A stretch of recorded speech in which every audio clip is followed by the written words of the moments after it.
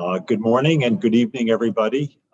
Welcome to the Korean Economic Institute of Americas and Korea Society's program. Today, we're marking the official release date of Secretary General Ban Ki-moon's new book, and I understand his first book, so it's very encouraging to me. Maybe I have a book in me too. Titled Resolved, Uniting Nations in a Divided World, and it's published by Columbia University Press. Secretary General Ban is a South Korean diplomat who was the 8th Secretary General of the United Nations from January 2007 to December 2016. Before becoming Secretary General, Mr. Ban was a career diplomat in South Korea's Ministry of Foreign Affairs and in the United Nations. As the 8th UNSG, Ban Ki-moon's priorities were to mobilize world leaders around a set of new global challenges, from climate change and economic upheaval to pandemics and increasing pressures involving food, energy, and water. He led the efforts for the landmark Paris Climate Agreement, and under his leadership, the Sustainable Development Goals and the 2030 Agenda were created. Ban Ki-moon currently serves as a co-chair of the Ban Ki-moon Center for Global Citizens, which seeks to empower youth and women to become active global citizens in creating a sustainable future for us all. He currently holds over 20 positions, including presidency and chairmanship of the Global Green Growth Institute and chairmanship of the Global Commission on Adaptation, the Ethics Commission of the International Olympics Committee, and the Boao Forum in China. I would also like to note that Secretary General Ban has been a long-standing friend of the Korea Society and supporter of strong ties between the Korean and American people. The founder of the Korea Society, General James A. Van Fleet, had developed a deep admiration for the Korean people as he observed them coping bravely with the devastation of the Korean War. He recognized Koreans as people of action. So it was fitting that in 2004, then Minister of Foreign Affairs and Trade, Ban Ki-moon, received the Korea Society's annual Van Fleet Award, recognizing that he is a man of action and made significant contributions to multilateral diplomacy on the North Korean nuclear issue and also in solving problems within the ROK-US alliance. Secretary General Ban, I turn the floor over to you. Thank you, dear Thomas Byrne, the President and CEO of the Korea Society, dear Ambassador Catherine Stevens, Chair of the Korea Economic Institute, distinguished guests, ladies and gentlemen. Thank you for your invitation and kind introduction. It is a great pleasure for me to meet you, albeit through Zoom today. Today, June 15, as was introduced by Thomas Byrne, the publisher, Columbia University Press, has officially released the book, and I am honored to have this opportunity of introducing my memoir, Resolved, Uniting the Nations in a Divided World. I am grateful to President Tom Byrne and Chairperson Catherine Stevens for organizing this event. Taking this opportunity, let me commend two organizations, Korea Society and also KEI, for their contribution in promoting and understanding cooperation between the United States and Korea. I still take it as one of the most honorable recognition of my works by receiving the James A. Van Fleet Award in 2004 when I was Foreign Minister of Korea. I also recall my participation in the 2016 award ceremony of this Van Fleet Award in my final year as UN Secretary General on May 18, 2016. Ladies and gentlemen, before we begin our Q&A, allow me to say a few words as an opening statement before you give me some good comments. During my 5 decades of public service both in Korea and the United Nations, I have had not time to write a book. This is my first memoir in my life of public service over 5 decades. I wrote this book because I thought it is my duty to share with the world's people my experiences, be they successful, disappointing, or unfinished. I hope some of my stories will be inspirational to or instructional and encourage people across the world to become global citizens. As you may know, my own life span coincides with the colonialism, wars, dictatorship, and struggle for democracy in Korea and around the world. I myself have gone through those turbulent periods as a Korean citizen, as well as a leader of the United Nations. Though I do not remember the era of colonialism because I was born just 1 year before our liberation from Japanese colonial rule. I was raised during the Korean War in 1950s, came of age amid the terrible poverty and watched my country grow from dictatorship to stable and prosperous democracy with the help of the United Nations and particularly led by the United States. Without the UN and United States, Korea would not be as she is today.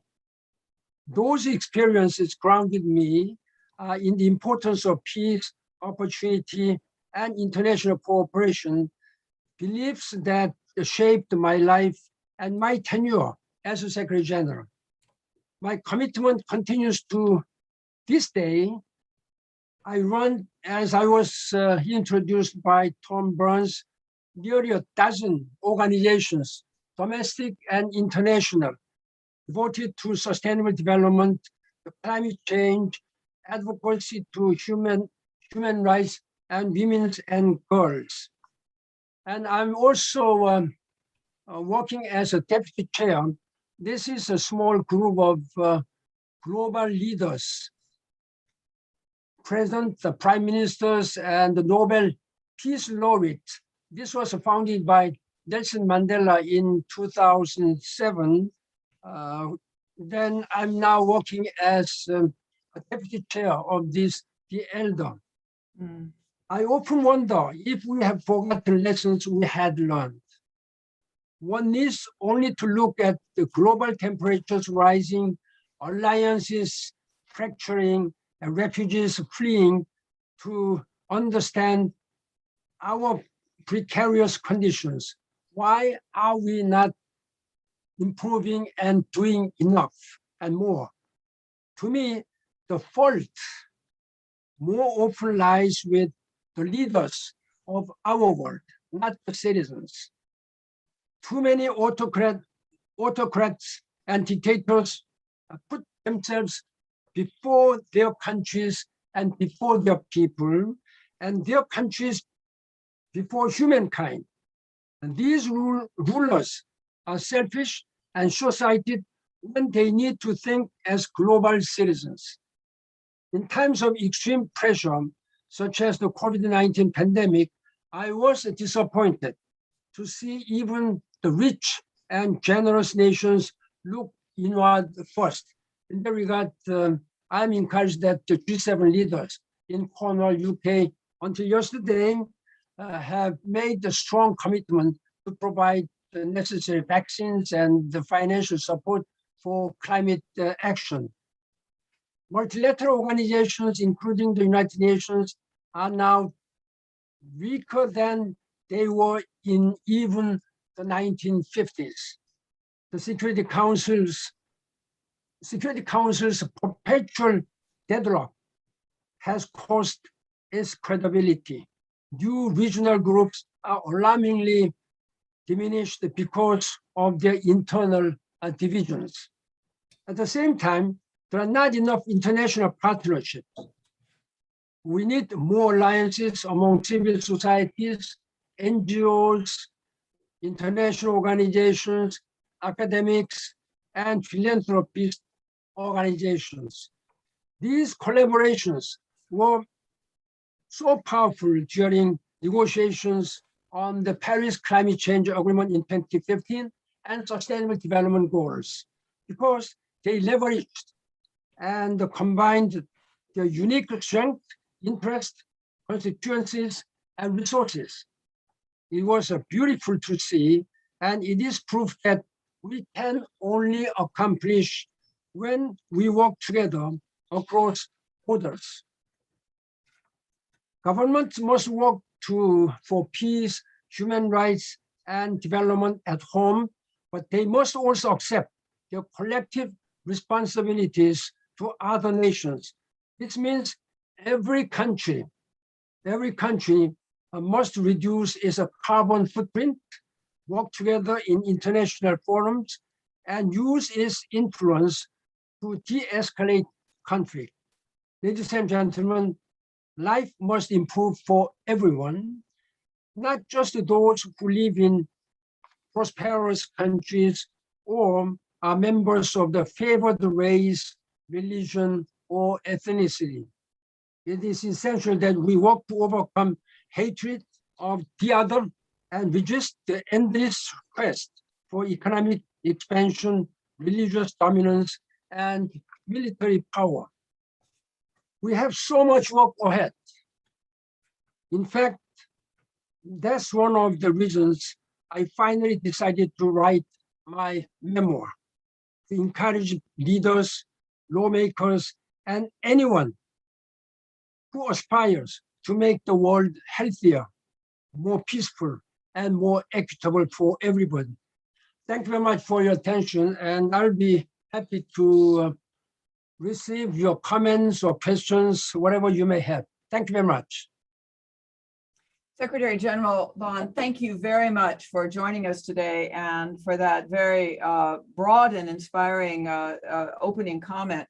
I'm Kathleen Stevens. For those of us who are joining us, I want to welcome everyone wherever you are. And we do congratulate Secretary General Bond on the launch of his book, his first book, but I'm going to guess not his last.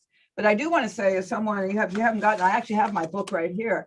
I read this book, and the Secretary General packs a lot into about 300 pages. It is certainly a very inspiring story of your own life and your own experience, and I think kind of for me as a former diplomat, sort of a reminder of what diplomacy is all about, working on these problems, even after the headlines maybe fade to something else or move to something else. But also you're looking very much forward to what can we learn and how do we approach the problems of the future. So I have to say, Secretary General Bond, I learned a lot from this book, even about issues I thought I knew something about. You made me recall just how eventful your years as Secretary General were, but even before that. So I have some things I'd like to delve in a little bit more from my own reading of the book, but I also want to invite those who are joining us in this conversation, it's a live conversation, to submit questions or comments that you have through the chat function on Zoom. And I'll try to get to those as we go through the hour. But first of all, I wanted to say something kind of about, I liked your title, I don't know, Resolved. And, we know that resolved is something kind of parliamentary, and I guess UN procedure of UN resolutions and, people debating and kind of that classic diplomats on the floor debating and passing resolutions about things. So it evokes that process. But, the word also suggests to me something about your own life story and your determination and your resolve that in making this journey from someone as a young boy, I think as a 6-year-old, as the war broke out on the Korean Peninsula, to leading the United Nations. So I wonder, I was going to start with those early chapters. You talk a little bit about your childhood, of course, and what you experienced, but in that you also talk about the first time you heard about the United Nations, which I thought was very interesting. Could you relate that for us a little bit? Well, I didn't expect that my life would end up with being a Secretary General many, many decades later. In 1956, many people still may remember, there was a big citizens uprising during the Soviet era in Hungary. It was 1956. Korea at that time was a strong anti-communist under President Seungman Lee. And we knew that through news. And most of the students and young people were staging demonstrations within Korea. We were shouting out against the Soviet Union, please save young children. Then I was a representative of our school, and I read out a statement, of course in Korean, to Dag Hammarskjöld, then Secretary General. Mr. Secretary General, please help young children who are being trampled under the boots of Soviet soldiers. That message was read out loud and clear. Exactly 50 years after, I was standing on the same podium where Dag Hammarskjöld was standing. It was quite coincidence. Then during my acceptance speech as elected Secretary General, I asked the member state, introducing this 1956, during my time as a Secretary General, I would hope that I should not receive this kind of appeal letters from young children. But of course, my humble wish was not kept. I still, had to see so many young people had to suffer from conflict, but mostly from hunger and disease, and also lack of opportunity for being educated. So that really broke my heart. I was feeling very sad. That's why I really wanted to do much more for youth. That is something which really, retrospectively, it just brought me 50 years later to the United Nations. That may be coincidence, but I don't know whether it can be called the predestined life. But I cannot say so. I cannot say it is a predestined, but somehow I am honored to have served as Secretary General for 10 years. And another issue, I talk a lot about global citizenship. As you may have read, in 1962, I was lucky enough to be selected as one of the 4 Korean students, so 2 girls and 2 boys, who came to the United States at invitation of American Red Cross. Then we were all brought to White House and we met John F. Kennedy. At that time, I didn't meet my mayor of my small town. I was just a young boy. Then he was telling us that while world leaders were not talking each other, but you young people, you can be different, you can do. And with the transformative development of communication, transportation, this world has become a very small one. So, but the question was that whether you are ready to extend your helping hand. Secretary General Bond, it's always extraordinary to think that in 1962, as you say, you were one of 4 South Korean students who traveled to the United States and went to the White House and saw John F. Kennedy. I'm thinking of all the world leaders of the past some years who say, as young people, they were there on the White House grounds. And I never met John F. Kennedy, but I was in the Peace Corps in Korea a decade later. And I want to say for our listeners who may not be aware, I mean, even when I was in Korea in the 1970s, I knew no one who'd been to the United States, certainly not students. It was very difficult to get a passport. There were currency restrictions. So the fact that you were in the United States in 1962, again, it seems like almost a kind of a destiny in a way that you had this early exposure and then came back and became, of course, a diplomat for a young country, the Republic of Korea, which was a very different place than it is now. And of course, we're going to concentrate, I think, in our conversation on your time in the UN. But but you had this long career and very successful career as Korea's diplomat in some of the toughest places, and you do write about that in the book, building relationships when people didn't really think that South Korea was going to amount to much in many places. And then, of course, being national security advisor to two of your presidents through this period of democratization, and then foreign minister, which is when I think I first had the opportunity to meet you back in 2005 when you were foreign minister. So I wondered if you could say a little bit about being a South Korean diplomat and the difference between maybe being a diplomat and rising through your own country service, representing your country, and then moving to the UN, where you have a very different set of responsibilities. How did that prepare you, and what were some of the differences?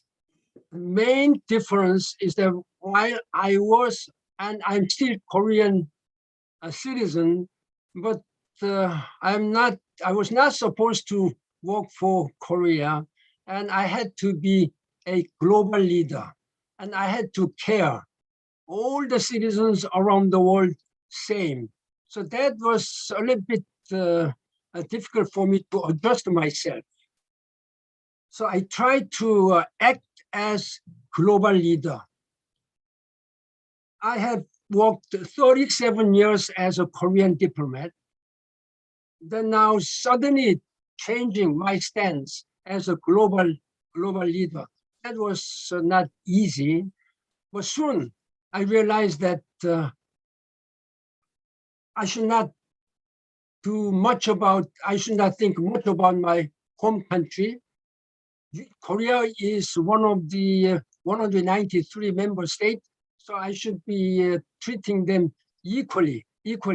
But in a private capacity, I was, of course, more, trying to meet Korean people, but I really wanted to be fair and equal and try to do much more for Africans and other developing vulnerable countries, because I was this very successful success story of a very vulnerable group of people becoming, global citizens with the aid of United Nations and United States, particularly at the time.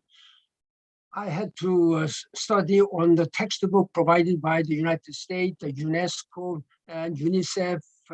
All these are something which really made me, from the youthhood, having some global citizenship. Mm-hmm.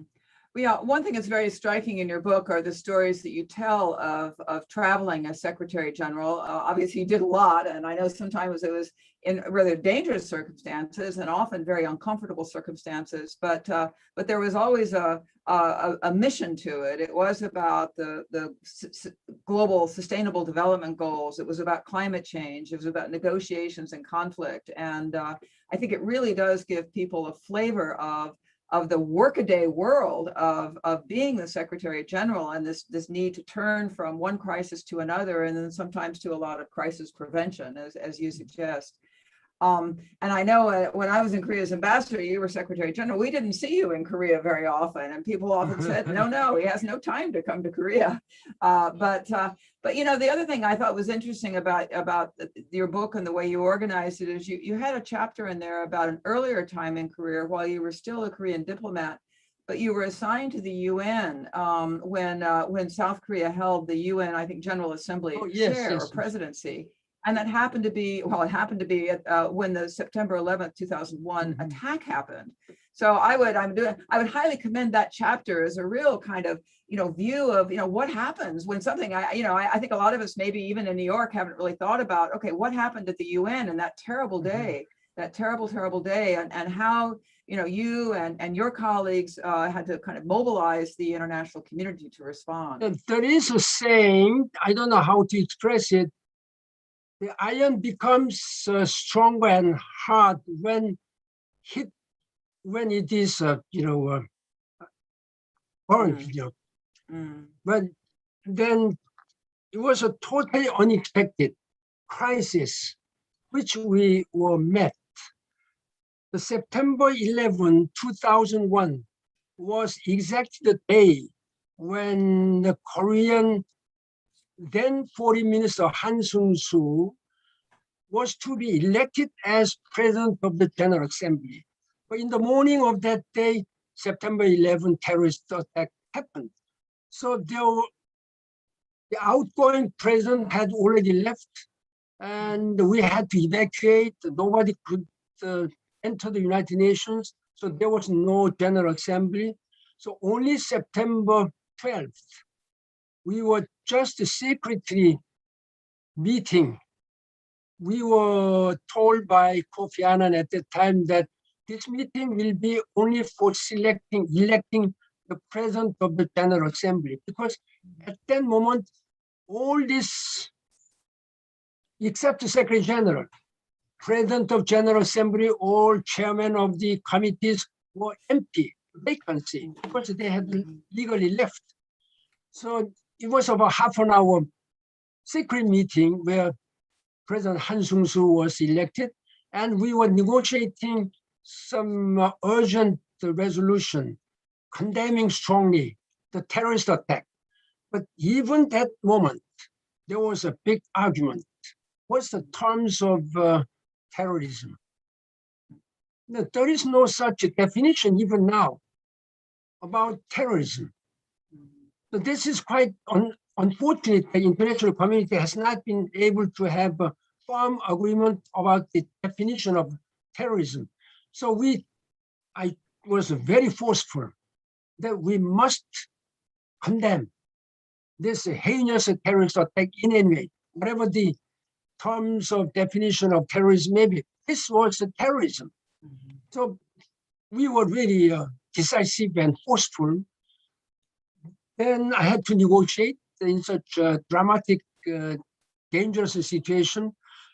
I believe that at that time, the member state, particularly ambassadors, might have seen some decisiveness and decision-making, as well as problem-solving of my own role as a chief of staff to the President of General Assembly. So following several months was all continuation of tense, and the security threat. So under the situations, we were managing General Assembly, United Nations. So that was extremely challenging, but looking back, it was a great experience, great experience. That really helped me as a Secretary General to address all this crisis things. Yeah. Yeah, certainly extraordinary preparation for the role that you later took. I wanted to ask you about your thoughts about the relationship between the United Nations and the United States, which is a very important relationship. You know, sometimes the United Nations has been politically, controversial, if you like, in the United States. The U.S. clearly, though, has, takes great pride, and I think obviously in our role in the founding of the United Nations. You enjoyed the support, I'm happy to say, of the U.S. administration in your own rise to be Secretary General and throughout. But could you say a little bit about managing that important relationship? Of course. Legally speaking, every member state is equal. All 193 member states are equal. But the United States, I can dare say that is the most important member states, not because they are host government, but because they are leader country in this world, upholding the principles and values of the United Nations Charter. And the United States led the establishment of the United Nations. Then officially, legally, then I have to treat all 193 member states equal and fair.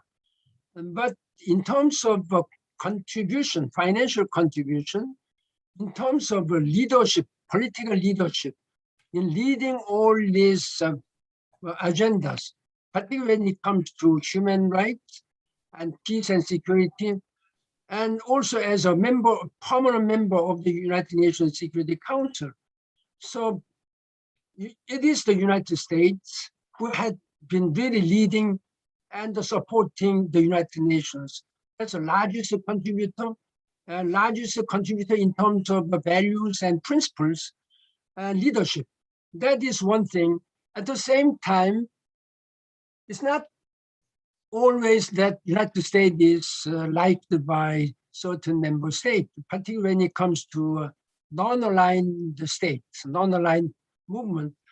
Therefore, it is very delicate to harmonize and balance my role as a Secretary General in dealing with the United States and other non-aligned countries. So far, I think the United States, it is the United States which has really been leading this United Nations as the trusted and working, functioning organization. There is another aspect, how we see sort of permanent members of the Security Council.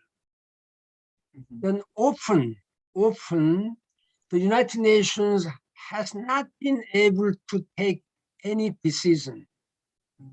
Whatever the case is, however dire circumstances and dangerous situations, divisions among P5 sometimes made the United Nations unworkable but functioning. This is one thing. Of course, United States is one of the countries which has been, leading Security Council, but also casting veto powers, particularly when it comes to Middle East issues. And Russia also is the most, veto exercising member state. China sometimes. Therefore, my strong wish is that to make United Nations more actively functioning and trying to address all the global issues, particularly peace and security issues. And there should be some unity among P5s. And that, I think, the United States can also lead. United States can also play a leading role. Yeah.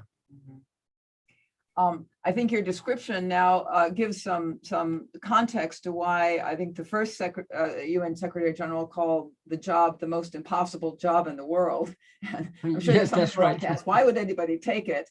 But I think your own life story kind of tells us that you're resolved to do these impossible jobs.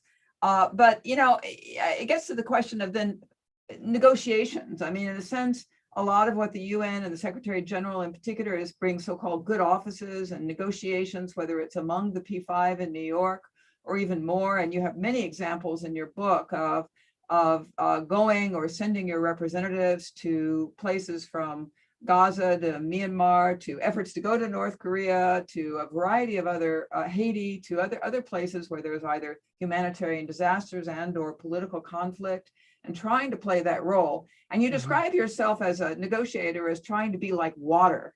So I guess we don't have time to go into every negotiation you were involved in, because that would be hundreds. But I would love to hear your thoughts about what you mean by that negotiating style and how you could use the UN in your own position as Secretary General. If there's any example where you think it worked well, or it just kind of proved really, really very frustrating, given the constraints, and advice you have for all of us who try to negotiate in our professions. And this has some philosophical aspect. And there is some difference between Western and Eastern the world, particularly when it comes from Asia. And it's a different style. They have some different style than the Western people. And there is a tendency for people to believe that when you speak out loud and you take decisive action and quite strong actions, whatever the case may be, then people may say, well, he's a good leader, strong leader. But strong leader does not necessarily be always a forceful and hard hitting or strong person, strong personality. As I come from Korea, and I have been educated under the influence of some Oriental, philosophy, particularly, Confucius and Lao Tzu, and there are many ancient philosophical leaders. What I have been saying that the very famous Chinese philosopher and educationist Lao Tzu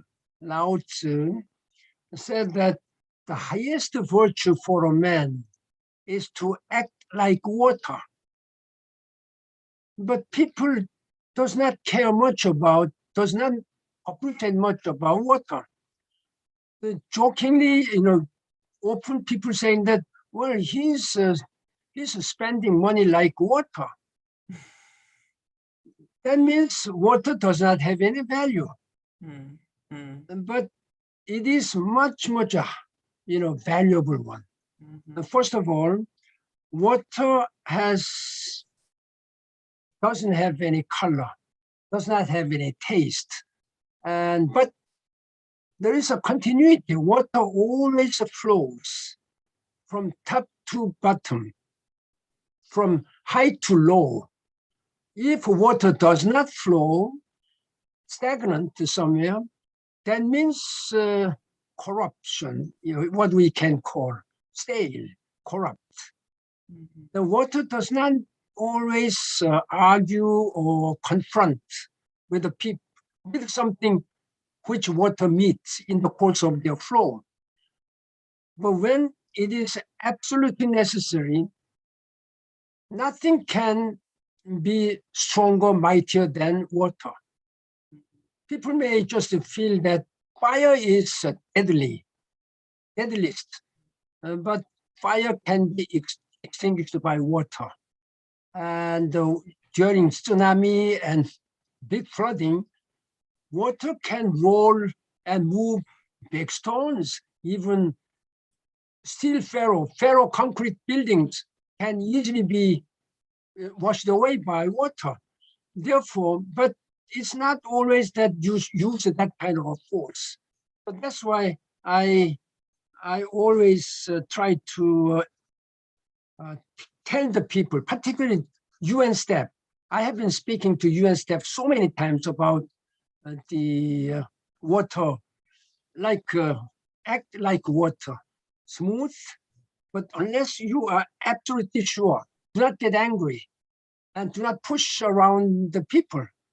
So try to convince. This has been my sort of philosophical belief. Then during the ceremony of my inauguration for second term, I also quoted what the Lao Tzu said. The way the heaven is doing is not to endure. The way, this scholars or saints does is to help other people. So that has something to do with the member states of the United Nations. And when you deal with the conflict issues, it's not that I have always been soft-spoken. When I was speaking softly, people were criticizing me that I'm not the man of leadership, strong leadership. But I have been confronting when it was absolutely necessary with many dictators in front. And I have been really trying to tell them straight word.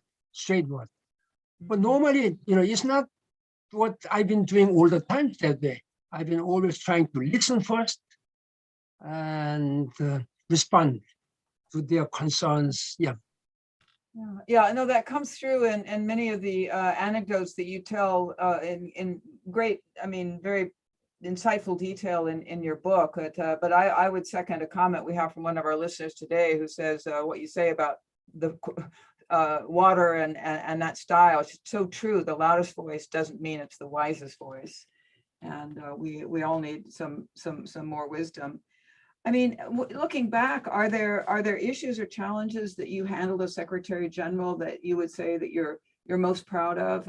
You spoke about encouraging global citizenship, about the urgency of climate change, and certainly you were yeah, not so much a loud voice, but a very persistent, persuasive voice on that, and a very passionate voice on that. But looking back, what are the areas where you feel the most, if you like, satisfaction about your ability to influence the world and the UN? I do not want to talk about the conflict resolution issues, because those conflicts are either still going on or has not been resolved. So most of the conflicts.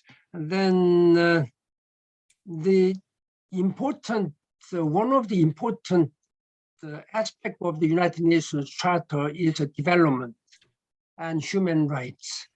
Of course, peace and security comes first, but peace and security, that is still going on all around the world. Then I thought that we should do we should provide some vision for sustainable world. How to make sure that there is nobody who would suffer from abject poverty. And there should be nobody who should suffer from preventable diseases. And there should be no discrimination because you are born as something like a woman, or you are born as with a handicap, or you are born with some different sexual orientation, or you are born as some different ethnicities, etc. So there should absolutely be no discrimination whatsoever. So that is what we have presented in the form of Sustainable Development Goals. Of course, this is a successor vision of Millennium Development Goals. But Millennium Development Goals was very limited in scope. It was mostly just for the developing world, and hunger, gender empowerment, and also some disease control, global health, like malaria, HIV/AIDS, etc. But this Sustainable Development Goals, 17 goals, cover virtually whole spectrums of our human society as well as planet Earth. So that was a very important one. I think I can tell you that this Sustainable Development Goals is by far, in the history of the 70 years of the United Nations, at the moment, the most ambitious, the most far-reaching vision for human being and the planet Earth, so that we can live together, including climate change. Climate change is one pillar of these Sustainable Development Goals, but because of the urgency and importance, this climate change was taken out as negotiating. This is a treaty, just while other goals are political statement, political agreement. Therefore, we have to make sure that climate change must be implemented in full by at least by 2050. We have to make a carbon neutrality, whole world. Otherwise, we'll be in trouble. Human being will not be able to live any longer in a sustainable way. The WMO, World Meteorological Organization, as UN specialized agency, announced that during last 200 years, we have already consumed 1.3 degrees Celsius. So that means there is only 0.2 degrees left until the end of this century. Can we do that? That is why the G7 leaders, just until 2 days, they made the very firm commitment that we have to make sure that carbon neutrality by 2050 must be achieved. And they are ready to provide $100 billion a year for developing countries adaptation and mitigation efforts. And another area is that I established UN Women. This is a new one, the super agency dealing with the gender empowerment. Until 2010, when I established, with the wholehearted support of General Assembly, UN Women, there was only 4 small divisions. Like UNIFEM was the biggest one, but other 3 was very small divisions here and there. So I integrated as a whole and full-powered unit to dealing with the gender empowerment. Yeah, you know, looking back, it was not so long ago, I really see in the things you just outlined, the sustainable development goals, the emphasis on climate change, on women's issues that you outlined. I mean, laying the groundwork for some of the issues that I think we all regard with so much, I think, more urgency, even more urgency now, and maybe it's a little bit late, but as we emerge from this post-pandemic and economic recovery, hopefully, I think all of that work, and I know you continue to do it in your foundation, will have laid the foundation for us to be able to act more decisively and more successfully. We don't have a lot of time left. We have a lot of questions coming in now. So if you'll stick with us for a few minutes, I wanted to get to some of them. Today is actually the anniversary of 21 years ago today, the North-South Korea joint declaration between Kim Dae-jung and Kim Jong-il was declared after historic meetings in Pyongyang. And we are from the Korea Society and the Korea Economic Institute here, so we have a lot of listeners interested in Korea. You write a lot about it in the book, your own efforts, but looking at things now, I have a question that's actually, I'm going to paraphrase here from Radio Free Asia, Albert Hong, and he says, what has the UN recently accomplished on the Korean Peninsula, including on denuclearization? What should be done? And what would you like to say to North Korean leader Kim Jong-un for peace on the Korean Peninsula and around the world? You have a very good sharp memory of June 15 when 2000, when President Kim Dae-jung and North Korean leader Kim Jong-il met in Pyongyang. That was the first ever summit between the 2 parts of Korea. Then after that, the President Roh Moo-hyun and also President Moon Jae-in had 2 summit meetings and 1 very brief one. So 2.5 summit meeting. And also for the first time, the former President Trump had 2 formal meetings and 1 meeting in Panmunjom. So in terms of the number of meetings between the South and North, and even between United States and North Korea, leaders have been meeting. Unfortunately, until now, the relationship between South and North Korea has not developed as much as we had expected, and as much as they should have done. That is because there is a still heightened tension on the about the peace and security on the Korean Peninsula. North Korea has developed nuclear weapons, ballistic missiles, and these ballistic missiles can reach even the United States. According to most recent report by SIPRI, this is Stockholm International Peace Research Institute. The report said that North Korea seems to have had at least 40 to 50 nuclear weapons developed. Nuclear weapons. This is a very serious one. Therefore, there must be a continuing negotiation between the 2 parts of Korea. And in that regard, joint a summit meeting between President Biden and President Moon Jae-in recently in Washington has given a very strong message to the world and to North Korea. At the same time, the recent G7 summit meeting issued a statement that they support a complete verifiable, irreversible abandonment of nuclear weapons as well as ballistic missiles. Now, until now, there have been bilateral agreement between US, North Korea, between South and North Korea. But now this kind of joint statement by G7 really gives a much more significance that this is the collective will of the all peace-loving and also most powerful countries.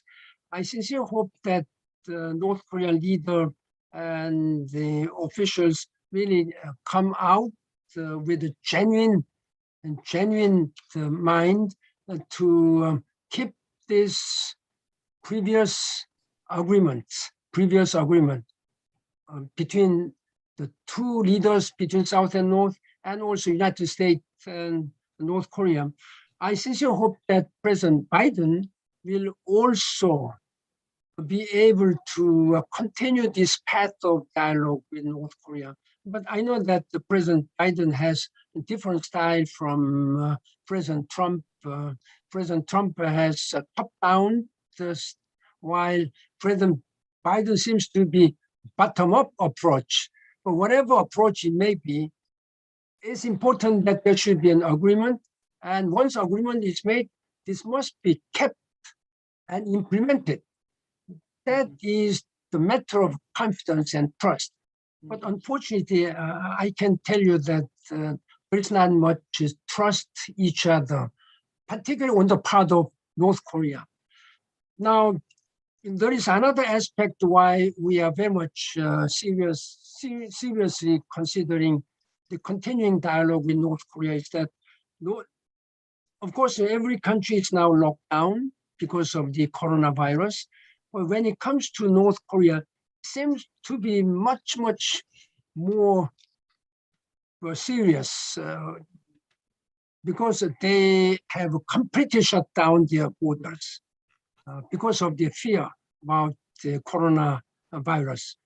They do not have any capacity to handle this one. No vaccine and no such precautionary measures. Then because of the North Korea is under at least 10 UN Security Council sanction resolutions. Their foreign trade has completely been cut off. So they are completely isolated.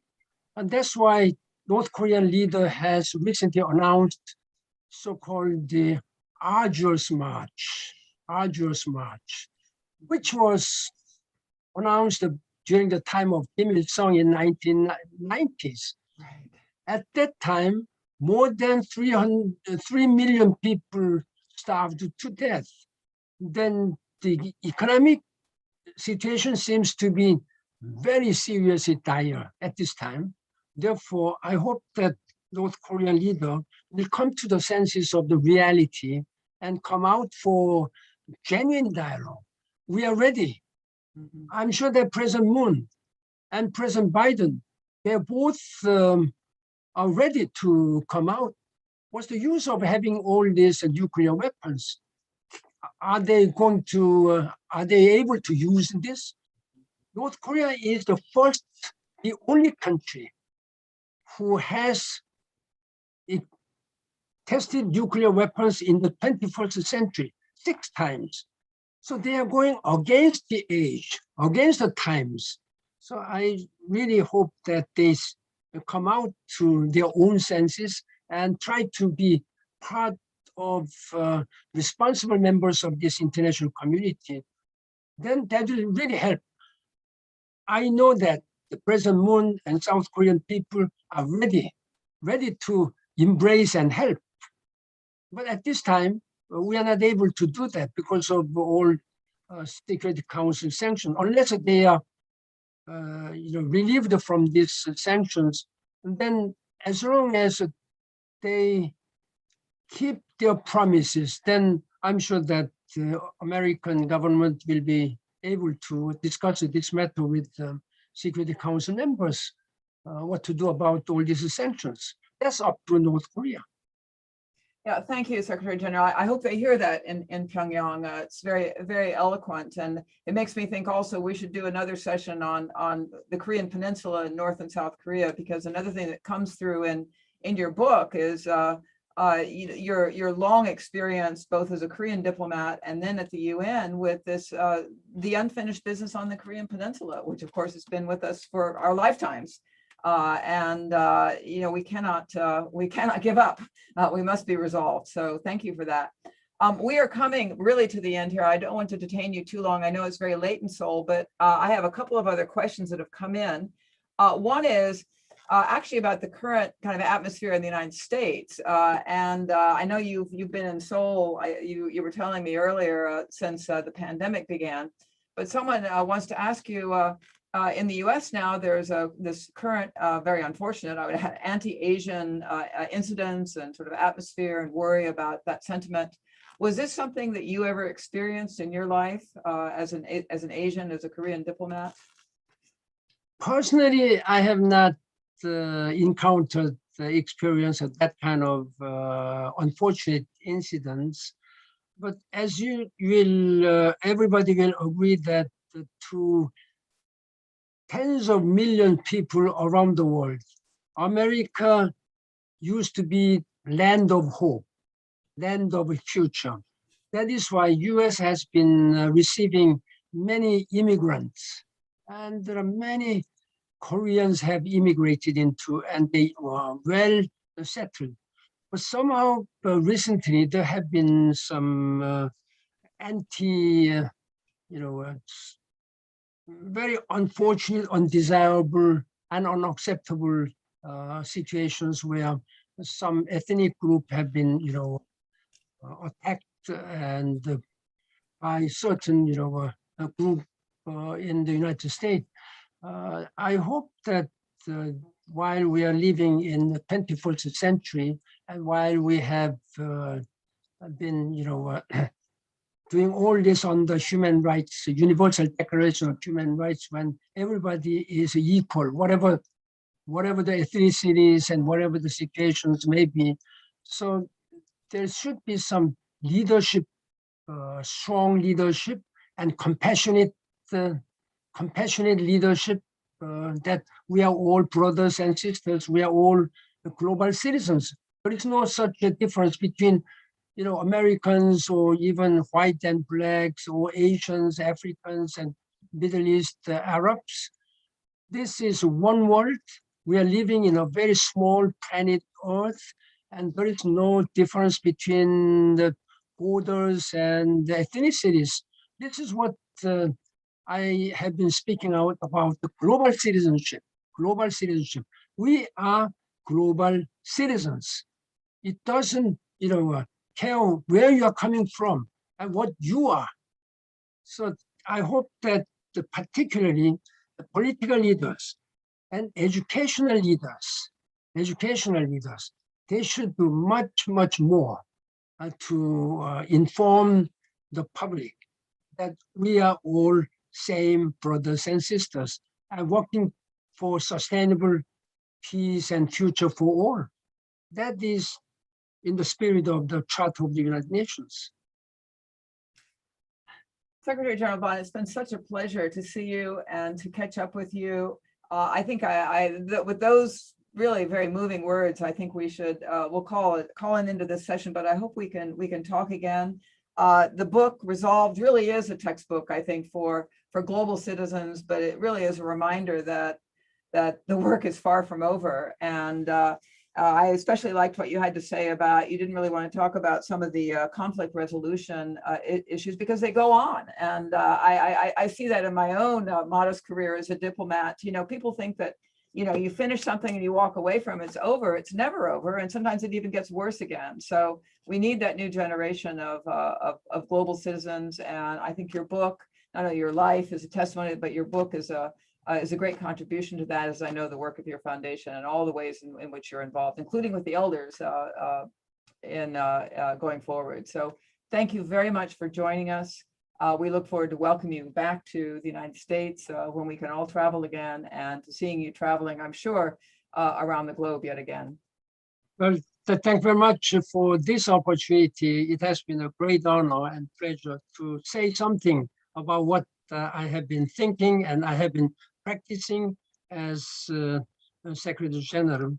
I will continue as a private citizen to do whatever which I can. But as you might have read in the book, I am still holding many international positions on climate change, on other global citizens. So I will continue my role as one of the private citizens, but also as one of the global leaders. And I count on your continuing leadership as chair of KEI, and also I count on Tom Burns as president of Korea Society to promote mutual understanding, and also global citizenship for our peace and prosperity of the world. I thank you for this opportunity. Thank you. Thank you for your example Okay. of public service and your All the continuation. best, all the best. Thank